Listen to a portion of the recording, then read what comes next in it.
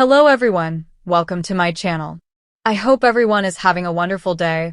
Before starting the video, please go ahead and hit the subscribe button and give this video a like up. Audra and Kyle attract suspicion, and Amanda squares off with Abby and Devin. Thursday, May 22nd, 2025. Today on The Young and the Restless, Devin demands a meeting with Dumas. Damien and Lily adjust their plans, and Claire and Nate question their significant others. Abby walks into Crimson Lights and spots Amanda seated at a table. She walks over to say, "I heard you were back in town." Amanda points at her wedding ring and congratulates her. Abby says it was a lovely wedding, and she is very lucky. She notes Amanda is working for Dumas. "You've kept busy." Amanda knows she's working for Winters. It's a real family business. Abby asks after her sister. Amanda says Imani is great. Now that they've covered the bases, civility should only go so far. It's not fun being around each other. Abby says it's a good thing she doesn't live in town anymore. That's still true, right? Amanda isn't moving back anytime soon. She just got to DC for her new job and is settling in there. Abby heard that her boss isn't after them, but he is after Chancellor? Amanda won't speculate on Aristotle's intentions. She was sent there to offer assurances, but they all seem suspicious of her motives. Abby says it's hard to trust her. Amanda scoffs. That's rich. She's been nothing but transparent. Abby wants answers as a member of the Winters board.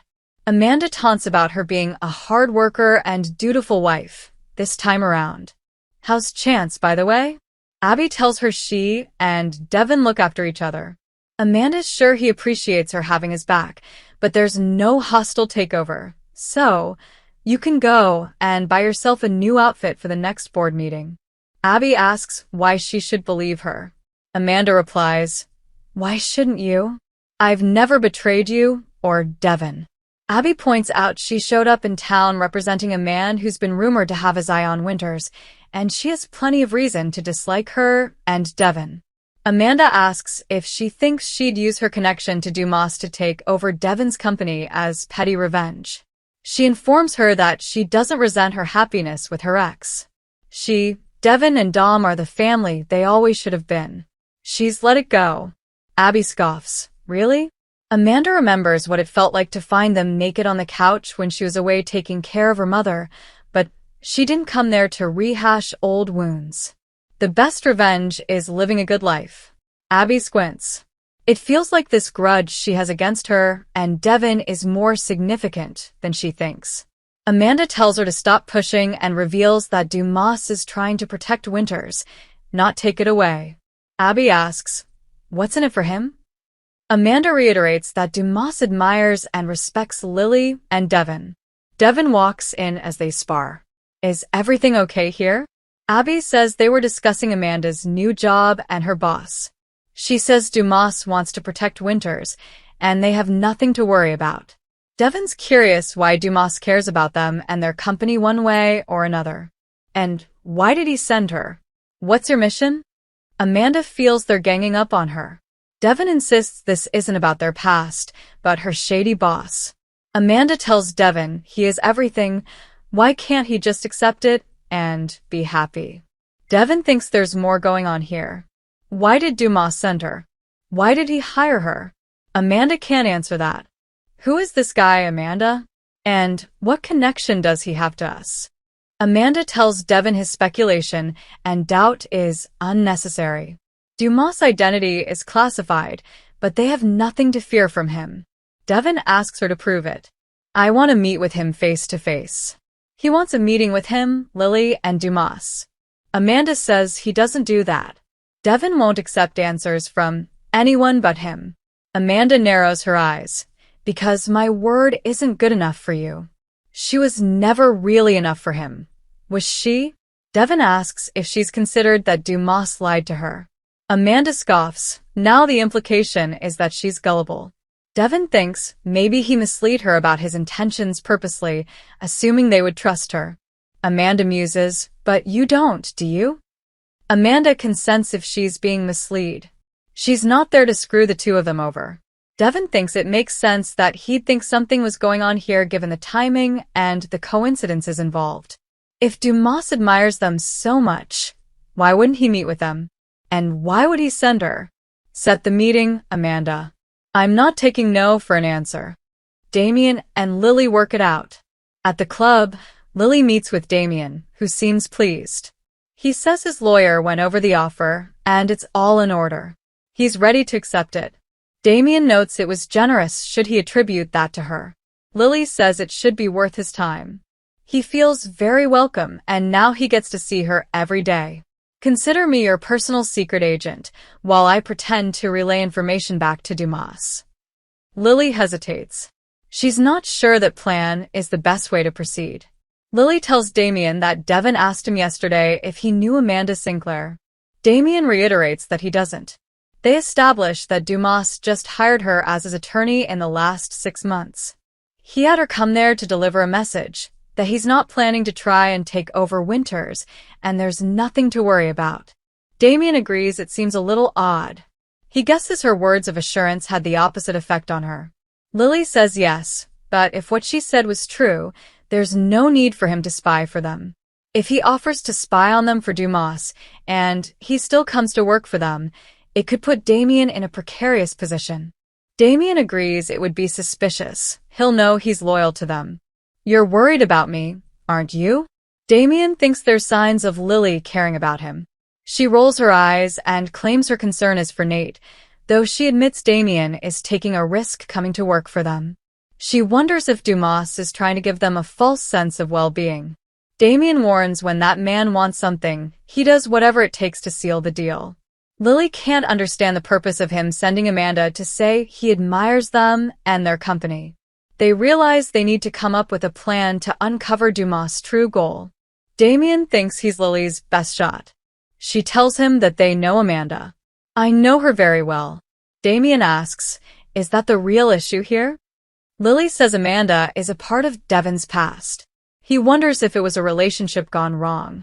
Lily says it was a messy situation, but everyone's moved on. Damien says it seems like she doesn't trust Amanda. Lily says given the history, it's very odd. Damien still thinks her plan is the best shot. They have to see if they can trust Dumas or not. Lily sighs, if you're still up for it, I'll push aside my concerns. Damien will be fine. He teases her again about caring for him. He announces he'll reach out to Dumas and tell him about his new job offer. Damien comes back after speaking to Dumas and relays to Lily that he told her there was no need to play spy inside of Winters. He said it would be a waste of time. Lily frowns. This implies that he doesn't need to know the inner workings of the company. She wonders if he suspected what Damien was up to. Damien asks what this means for his job offer. Lily needs a minute to think. Damien tells her, if you're done with me, just say the word and I'm gone. Lily says the offer stands. I wouldn't do that to you. Damien thanks her. She adds that Nate would kill her if she had it revoked. Damien asks if this is all about his brother. Lily wants Damien to work at Winters. He knows she's still wary, but she cares about his well-being and feelings too. She says, sure, whatever makes you happy. He says this job will make him happy, and people looking out for him will make him happy too. Holden's been the closest thing to a brother to him, but what he and Nate have is different. It's blood. He'll have to be careful that Holden isn't affected by his decisions. If Dumas becomes suspicious of him, that could carry over. Lily thinks Holden is lucky to have him. She knows this could put Damien in a bad spot. Does he really want to piss off this powerful man? Why would you take that chance? Damien knows there could be repercussions for joining Winters. He's going against his boss' wishes. Aristotle took a chance on him when he needed one, but there was always something off with their arrangement. He hired him with no experience and a fake resume. He was willing to take risks and not ask questions. He's ready for a new chapter. Lily warns he could provoke Dumas. Damien is prepared for that. He's ready for a new job and a new life. I want to be here in Genoa City, closer to his mom, his brother, and to her. You mean something to me. Your opinions, your trust. I want to work for your company, and I'd like to get to know you better. Kyle and Audra set off suspicions. At Society, Audra and Nate talk about him working with his brother. Nate still doesn't like the idea of him spying on Dumas for them. Audra finds it sweet that he worries about him. They banter about her eating his potatoes and segue to her taking his dry cleaning in for him. He says it's the kind of thing a girlfriend might do. Audra is also treating him to breakfast and relays that Victor sent the first round of funding through. Nate mutters, "So, Victor finally ponied up." She asks him not to be like that. He asks what's next. Kyle and Claire appear as she smiles. It's full steam ahead. Nothing can stop me now. Kyle and Claire greet Nate and Audra, and Kyle asks if there's any progress with Vibrante. Claire knows her grandfather came through with her funding. Audra wasn't aware she knew about that. Claire's an insider. Audra wonders if Kyle considers himself an insider by proxy. Kyle wasn't surprised when he found out. It makes no difference to him either way. Claire asks, "Can you think of a reason why it would?" Audra says her partnership with Victor has nothing to do with them. Claire says, "Good to know."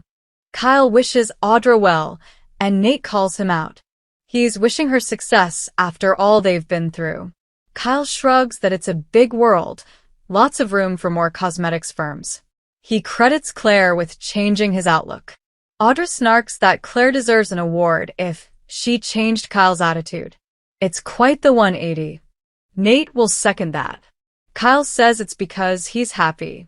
Audra says it is quite the attachment and alludes to them as star-crossed lovers. She welcomes the truce and thinks they can support each other. Nate frowns. You two certainly have evolved. Kyle thinks they can put an end to their grudges. Kyle and Claire walk off and Nate turns to Audra. What the hell is that about? Nate wants to know why Audra was being absurdly nice to Kyle. Audra says they're both in the same industry. Why shouldn't she go along with it? Nate says, "You hate the guy." It fuels her. He doesn't buy it for a second that she'd let it go. Victor offered to fund a company for her, which puts her into direct competition with his granddaughter's boyfriend. It's not a coincidence, and Kyle must realize that too, but he's questioning her intentions. Why would you pretend to get along with Kyle all of the sudden? What's the end game? At their table, Kyle asks Claire why she brought up Victor funding Audra. She didn't know it was a secret and points out it must have something to do with him and Jabot. She asks why it bothers him so much that she was upfront with Audra. She questions his fake niceness to Audra and why he talked up her influence on him. You used that to trick Audra into thinking you're fine with her and her company. It's disingenuous. Claire doesn't like Kyle's plan or the way he interacts with Audra. He plays games. Kyle insists he has to stop her and whatever she has planned. Claire says, "You mean what my grandfather has planned?" She notices Audra really gets under his skin. Kyle isn't threatened by Audra, but she could do some damage. Claire asks, how? What damage could she do? Claire's convinced this is about revenge on Audra. Kyle tells her she's reading too much into this. Claire doesn't think she is. There is a clear power play between them, and it's going to explode. If it is Kyle, it can end well. Across the room, Nate tells Audra she's never backed down from a fight. Audra insists that not being a problem protects her. Nate argues that Victor knew she and Kyle were enemies. This partnership never made sense to him. Her company will be in direct competition with Jabot. Something doesn't add up. Audra says Kyle has proven to be a danger to her in the past. He went behind the back and got her fired from Glissade. She has to be strategic if she wants to pull this off. Nate asks, pull what off? He asks if this is all part of some tactical maneuver. This time I want the whole truth, Audra. Tell me what's really going on.